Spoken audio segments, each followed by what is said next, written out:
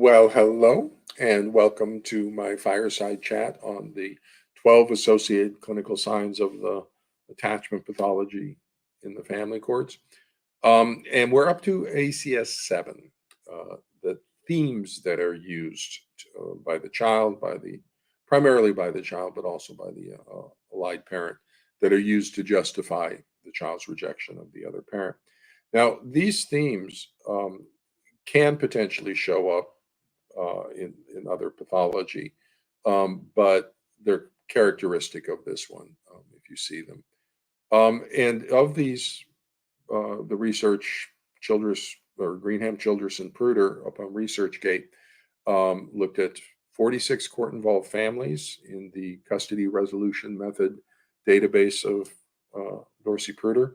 All 46 families evidence the three diagnostic indicators that are described in Foundations and listed on the diagnostic checklist for pathogenic parenting. And all 46 families had 5 or more of the associated clinical signs, with all but one having 8 or more of the associated clinical signs. So we're talking 9, 10, 11 of the 12 associated clinical signs are also present when the 3 diagnostic indicators are present. ACS 7, the themes, one of these themes was always present in all 46 of the families. The themes include that the targeted parent is too controlling, too angry, too hostile. You'll get that a lot, that the targeted parent's too angry, too neglectful before the divorce. Now, this is an interesting one and is very precise in its identification. That the allegation is that prior to the divorce, the targeted parent didn't spend enough time with the child. So now, since the divorce, they shouldn't have time with the child because they were neglectful before. That's the thought disorder of the allied parent who's trying to justify why they deserve the child. I deserve the child because I was involved and they weren't involved, so they don't deserve the child, because that's their thinking. That's their primitive way of thinking about things. And so, yeah, too neglectful before the divorce is, pay attention for that one. Insufficiently apologetic for past wrongs. This is another one, very specific and a good one to note. And that's tied to the unforgivable event. There was some unforgivable event, and the parent has not sufficiently apologized for it. And you'll sometimes hear the stupid mental health people echoing this. Well, you need to apologize for your child to your child. You don't apologize for a delusional disorder. If reality didn't happen, reality didn't happen. And so that diagnosis guides treatment on this.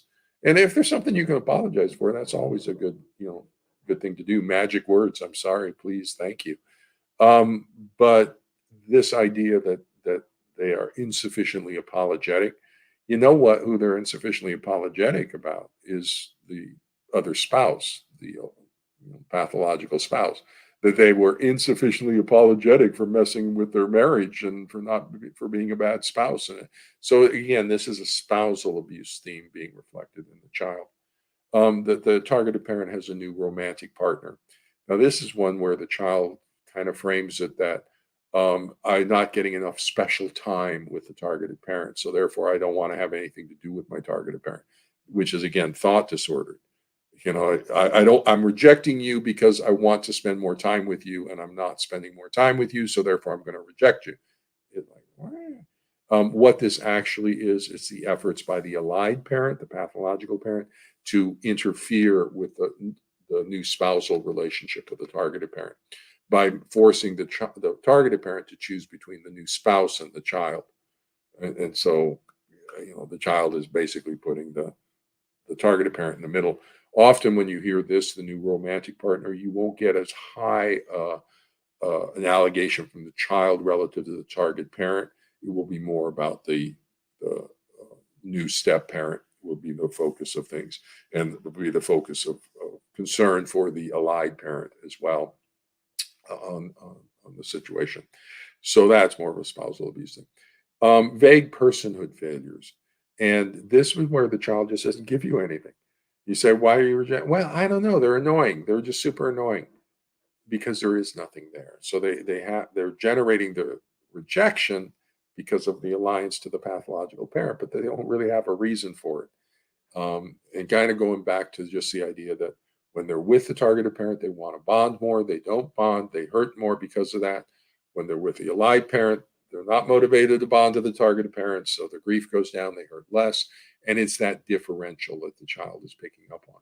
Something about being with the targeted parent hurts more, and something about being away from them hurts less.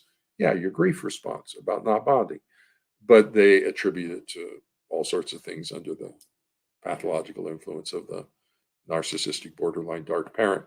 The unforgivable event is another theme, and that's ACS 5, your unforgivable grudge.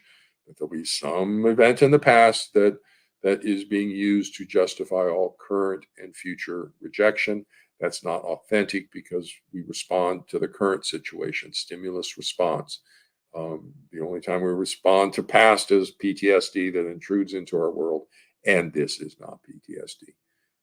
Criterion A of PTSD is exposure to actual or threatened death, serious injury, sexual violence. If there's been no sexual violence, there's nothing that's going to intrude into the past or from the past.